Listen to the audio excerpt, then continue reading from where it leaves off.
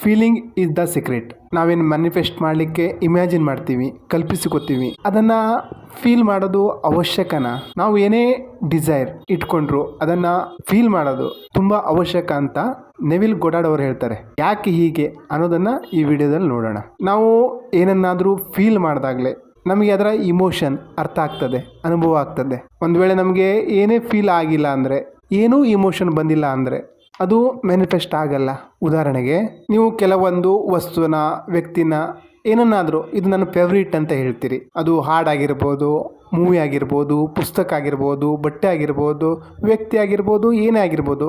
ಈ ಫೇವ್ರೇಟ್ ಅಂತ ಪದ ನೀವು ಯಾಕೆ ಉಪಯೋಗಿಸ್ತೀರಾ? ಯಾಕದು ನಿಮಗೆ ಅಷ್ಟು ಅಚ್ಚುಮೆಚ್ಚು? ಇದು ಫೇವ್ರೇಟ್ ಹೇಗಾಯಿತು? ಯಾಕಂದರೆ ಅದರಿಂದ ಏನೋ ಒಂದು ಕನೆಕ್ಟ್ ಆಗಿದೆ, ಅದ್ರ ಜೊತೆ ನಿಮ್ಮ ಫೀಲಿಂಗ್ ಅಟ್ಯಾಚ್ ಆಗಿದೆ. ಒಂದು ವೇಳೆ ಆ ಸಾಂಗ್ ಜೊತೆ, ಆ ವ್ಯಕ್ತಿ ಜೊತೆ ನಿಮ್ಮ ಫೀಲಿಂಗ್ಸ್ನ ಹೊರತೆಗೆದ್ರೆ ಆ ಸಾಂಗ್, ಆ ವ್ಯಕ್ತಿ ನಿಮ್ಗೆ ನಾರ್ಮಲ್ ಅನಿಸ್ಬಿಡ್ತಾರೆ, ಫೇವ್ರೇಟ್ ಅನಿಸಲ್ಲ. ಯಾವುದೇ ಇಷ್ಟದ ವ್ಯಕ್ತಿ ಅಥವಾ ವಸ್ತುನ ನಮಗೆ ಕನೆಕ್ಟ್ ಮಾಡೋದೇ ಈ ಫೀಲಿಂಗ್ಸ್, ಭಾವನೆ. ಯಾವುದೇ ವ್ಯಕ್ತಿ ನಿಮ್ಗೆ ಇಷ್ಟ, ನಿಮ್ಮ ಫೇವ್ರೇಟ್ ಅಂದರೆ ಅವ್ರ ಜೊತೆ ನಿಮಗೆ ಫೀಲಿಂಗ್ಸ್ ಇದೆ ಅಂತ. ಹಾಗಾಗಿ ಫೀಲಿಂಗ್ಸ್ ಈಸ್ ದ ಸೀಕ್ರೆಟ್ಸ್ ಅಂತ ಹೇಳಿರೋದು. ಮುಖ್ಯವಾದ ವಿಷಯ ಏನಂದರೆ, ನೀವು ನಿಮ್ಮ ಮೈಂಡಲ್ಲಿ ಇಮ್ಯಾಜಿನೇಷನ್ನ ಏನೋ ಒಂದು ಕಲ್ಪಿಸ್ಕೋತಾ ಇದ್ದೀರಾ. ಅದರಲ್ಲಿ ನೀವು ಫೀಲಿಂಗ್ಸ್ನ ಇಂಜೆಕ್ಟ್ ಮಾಡಿಲ್ಲ ಅಂದರೆ, ಅದರೊಳಗಡೆ ಭಾವನೆ ಹಾಕಿಲ್ಲ ಅಂದರೆ ಅದು ಮ್ಯಾನಿಫೆಸ್ಟ್ ಆಗಲ್ಲ. ಅದು ಒಂಥರ ಕೆಲಸದ ಥರ ಆಗಿಬಿಡುತ್ತೆ. ಏನೋ ಒಂದು ಕೆಲಸ ಮಾಡ್ತಾ ಇದ್ದೀರಾ ಅನ್ನೋ ಥರ ಆಗಿಬಿಡುತ್ತೆ. ನೀವು ಏನೇ ಅಫರ್ಮೇಷನ್, ವಿಜುವಲೈಸೇಷನ್, ಏನೇ ಮ್ಯಾನಿಫೆಸ್ಟೇಷನ್ ತಂತ್ರಗಳನ್ನು ಬಳಸಿ ಅದರಲ್ಲಿ ನೀವು ಫೀಲಿಂಗ್ನ ಆ್ಯಡ್ ಮಾಡಿಲ್ಲ ಅಂದರೆ, ನಿಮ್ಮ ಪಂಚೇಂದ್ರಿಯಗಳನ್ನು ಇನ್ವಾಲ್ವ್ ಮಾಡಿಲ್ಲ ಅಂದರೆ, ಆ ಒಂದು ಅನುಭೂತಿನ ಎಕ್ಸ್ಪೀರಿಯನ್ಸ್ ಮಾಡಿಲ್ಲ ಅಂದರೆ ಅದು ಮ್ಯಾನಿಫೆಸ್ಟ್ ಆಗಲ್ಲ. ಯಾಕೆಂದರೆ ಅದ್ರ ಜೊತೆ ನಿಮಗೆ ಕನೆಕ್ಷನ್ ಆಗ್ತಾ ಇಲ್ವಲ್ಲ.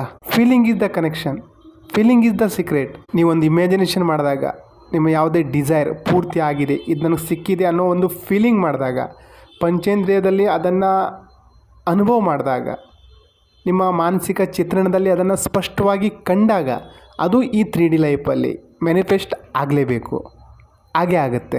ನೀವು ಒಂದು ಮ್ಯಾನಿಫೆಸ್ಟ್ ಮಾಡಬೇಕಂದ್ರೆ ಅದ್ರ ಒಳಗಡೆ ಯಾವ ರೀತಿ ಫೀಲಿಂಗ್ ಹಾಕಬೇಕು ಅಂದರೆ, ಆ ಒಂದು ಕಲ್ಪನೆಯಿಂದ ಹೊರ ಬಂದಾಗಲೂ ಸಹ ನಿಮಗೆ ಈ 3D ಲೈಫ್ ಏನಿದೆ ಇದು ಸುಳ್ಳು ಅನಿಸ್ಬೇಕು, ಇದು ಕನಸು ಅನಿಸ್ಬೇಕು.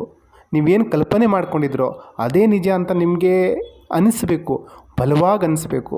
ಆವಾಗಲೇ ನೀವೇನು ಬಯಸ್ತಿರೋ ಅದು ಮ್ಯಾನಿಫೆಸ್ಟ್ ಆಗಲೇಬೇಕು. ನಿಮ್ಮ 3D ಲೈಫಲ್ಲಿ ಅದು ಕ್ರಿಯೇಟ್ ಆಗಲೇಬೇಕು. ಹಾಗೇ ಆಗತ್ತೆ. ನನ್ನ ಕನಸು ಈಡೇರಿದೆ ಅನ್ನೋ ಒಂದು ಬಲವಾದ ನಂಬಿಕೆ, ಫೀಲಿಂಗ್ಸ್ ನಿಮ್ಮ ಒಳಗಡೆ ಯಾವಾಗ ಬರುತ್ತೋ ಅವತ್ತದು ನಿಮ್ಮ 3D ಲೈಫಲ್ಲಿ ಮ್ಯಾನಿಫೆಸ್ಟ್ ಆಗಲೇಬೇಕು. ಯಾಕಂದರೆ ಫೀಲಿಂಗ್ಸ್ ಇಸ್ ದ ಸೀಕ್ರೆಟ್. ಈಗ ನಾವು ಈ ಲಿವಿಂಗ್ ಇನ್ ದ ಎಂಡ್ ಆ ಫೀಲ್ನ ಹೇಗೆ ಮಾಡೋದು? ಯಾಕಂದರೆ ನಾವು ಎಷ್ಟೋ ಸಲ ಇಮ್ಯಾಜಿನೇಷನ್ನು, ವಿಜುವಲೈಸೇಷನ್ ಮಾಡಿದಾಗ ಆ ಫೀಲ್ ಬರಲ್ಲ. ಉದಾಹರಣೆಗೆ ನಾನು ಕೋಟ್ಯಾಧಿಪತಿ ಆಗಬೇಕು ಅಂತ ನಾನು ಇಮ್ಯಾಜಿನೇಷನ್ ಮಾಡ್ತೀನಿ, ವಿಜುವಲೈಸೇಷನ್ ಮಾಡ್ತೀನಿ, ಆದರೆ ಒಳಗಡೆ ಆ ಫೀಲಿಂಗ್ ಬರಲ್ಲ. ಯಾಕಂದರೆ ನನ್ನ ಕರೆಂಟ್ ರಿಯಾಲಿಟಿ ಸಿಚುವೇಶನ್ ಅದಕ್ಕೆ ಸಪೋರ್ಟ್ ಮಾಡಲ್ಲ. ಆ ಮಿಲೇನಿಯರ್ ವೆಲ್ದಿ ಫೀಲಿಂಗ್ ಬರಲ್ಲ. ನನಗೆ 100 ಕೋಟಿ ಬೇಕು, ನಾನು ಕೋಟ್ಯಾಧಿಪತಿ ಆಗಬೇಕು ಅಂತ ನಾನು ಒಳಗಡೆ ಏನೋ ಫೀಲ್ ಮಾಡ್ಲಿಕ್ಕೆ ಬಯಸ್ತಾರೆ, ಒಳಗಡೆ ಎಲ್ಲೋ ಮೂಲೆಯಲ್ಲಿ 50 ಲಕ್ಷ ಇದ್ರೆ ಸಾಕು, 100 ಕೋಟಿ ಯಾರಿಗೆ ಬೇಕು, ಈ ರೀತಿ ಆಗುತ್ತೆ. ದ್ವಂದ್ವ ಇರುತ್ತೆ. ಎಲ್ಲದಕ್ಕಿಂತ ಮೊದಲು ನಾವು ಇಲ್ಲಿ ಏನು ಅರ್ಥ ಮಾಡ್ಕೋಬೇಕು ಅಂದರೆ, ನಾವೇನು ಮಿಲಿನಿಯರ್ ಆಗಬೇಕಂತ ಬಯಸ್ತೀವಿ. Being wealthy is a concept in terms of money. ನಾವು ವೆಲ್ದಿ ಅಂದರೆ ಹಣದಲ್ಲಿ ಶ್ರೀಮಂತಿಕೆ ಅನ್ನೋದನ್ನು ಮಾತ್ರ ಅರ್ಥ ಮಾಡ್ಕೊಂಡಿದ್ದೀವಿ. ಆದರೆ ವೆಲ್ದಿ ಅಂದರೆ ಹಣ ಅಷ್ಟೇ ಅಲ್ಲ. ನಾವು ಆ ಥಾಟಿಂದ ಹೊರಬರಬೇಕು. ನಾವೆಲ್ಲವನ್ನು ಹಣದಿಂದನೇ, ಆ ದೃಷ್ಟಿಕೋನದಿಂದನೇ ನೋಡ್ತೀವಿ, ಜಡ್ಜ್ ಮಾಡ್ತೀವಿ. ನಿಮ್ಮ ಹತ್ರ 20 ಲಕ್ಷ ಇದೆ, ಆದರೆ 2 ಕೋಟಿ ಬೇಕು. ನೀವು 20 ಲಕ್ಷ ಇದೆ ಅಂತ ವೆಲ್ದಿ ಫೀಲ್ ಮಾಡಲ್ಲ. ಅಂದರೆ ವೆಲ್ದಿ ಅಂದರೆ ಅದರ ಅರ್ಥ ಏನು ಅಂದರೆ, ವೆಲ್ದಿ ಅಂದರೆ ಕೇವಲ ಹಣ ಮಾತ್ರ ಅಲ್ಲ. ನಾವು ಯಾವ ಸಿಚುವೇಶನಲ್ಲಿ ಇದ್ದೀವೋ ಅದು ಏನೇ ಆಗಿರ್ಬೋದು, ಅಲ್ಲಿ ನಮಗೆ ಅಗತ್ಯಕ್ಕಿಂತ ಜಾಸ್ತಿ ಇದೆ ಅಂದರೆ ಅದು ನಮ್ಮ ಅಬಂಡೆನ್ಸ್. ನನ್ನ ಹತ್ರ ಅಗತ್ಯಕ್ಕಿಂತ ಜಾಸ್ತಿ ಇದೆ ಅನ್ನೋದನ್ನು ಫೀಲ್ ಮಾಡೋದು, ಇದು ಫೀಲಿಂಗ್ ವೆಲ್ದಿ ಸಿಚುವೇಶನ್ನ ಕ್ರಿಯೇಟ್ ಮಾಡ್ತದೆ. ಇನ್ನೊಂದು ಉದಾಹರಣೆ ಹೇಳಬೇಕಂದ್ರೆ, ನೀವು ಮನೇಲಿದ್ದೀರಾ, ನಿಮಗೆ ಬೆಳಿಗ್ಗೆ, ಮಧ್ಯಾಹ್ನ, ರಾತ್ರಿ ಊಟಕ್ಕೆ ಏನೇ ಬೇಕೋ ಎಲ್ಲ ಸೌಲಭ್ಯ ಇದೆ, ಮಲ್ಟಿಪಲ್ ಆಪ್ಷನ್ ಇದೆ, ಬೇಕಾದಂತಹ ತಿಂಡಿ ಇದೆ, ಆಯ್ಕೆ ಇದೆ.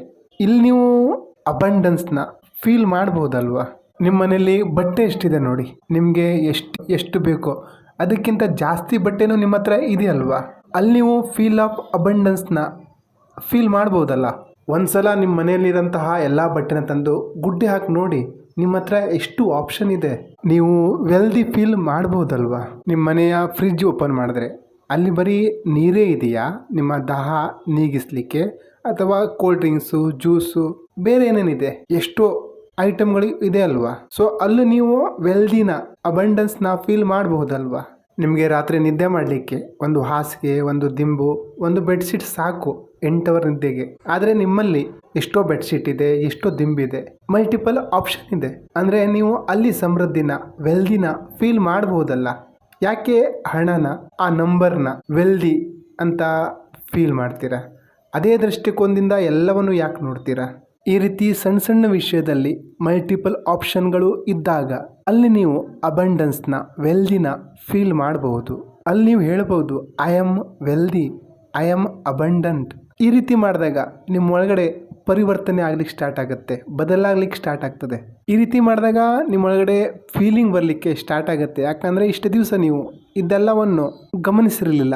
ವೆಲ್ದಿ ಅಂದರೆ, ಅಬಂಡೆನ್ಸ್ ಅಂದರೆ ಬರೀ ದುಡ್ಡಿರೋದು ಮಾತ್ರ ಅಂತಲೇ ಅಂದ್ಕೊಂಡಿದ್ರಿ.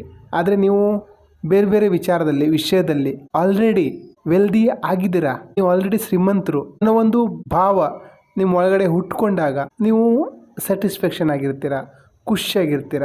ಆ ಒಂದು ಭಾವ ನಿಮ್ಮಲ್ಲಿ ನಿಮ್ಮ ಆತ್ಮವಿಶ್ವಾಸ ಹೆಚ್ಚಲಿಕ್ಕೆ ಕಾರಣ ಆಗ್ತದೆ. ಅಂದರೆ ನೀವೇನು ನಂಬ್ತಿರೋ, ಹೌದು ನಾನು ವೆಲ್ದಿ ಅಂತ ನೀವು ನಂಬಿದಾಗ ನೀವು ಅದನ್ನೇ ಎಕ್ಸ್ಪೀರಿಯನ್ಸ್ ಮಾಡ್ತೀರಾ, ಅದನ್ನೇ ಅನುಭವ ಮಾಡ್ತೀರಾ. ಒಂದ್ಸಲ ನೀವು ಈ ಅಬಂಡೆನ್ಸ್ನ ಸಣ್ಣ ಪುಟ್ಟದ್ರಲ್ಲಿ ಅಬಂಡೆನ್ಸ್ನ ಫೀಲ್ ಮಾಡ್ಲಿಕ್ಕೆ ಸ್ಟಾರ್ಟ್ ಮಾಡಿದ್ರೆ ನಿಮ್ಗೆ ಎಲ್ಲ ಕಡೆ ಅಬಂಡೆನ್ಸೇ ಕಾಣ್ಲಿಕ್ಕೆ ಸ್ಟಾರ್ಟ್ ಆಗುತ್ತೆ.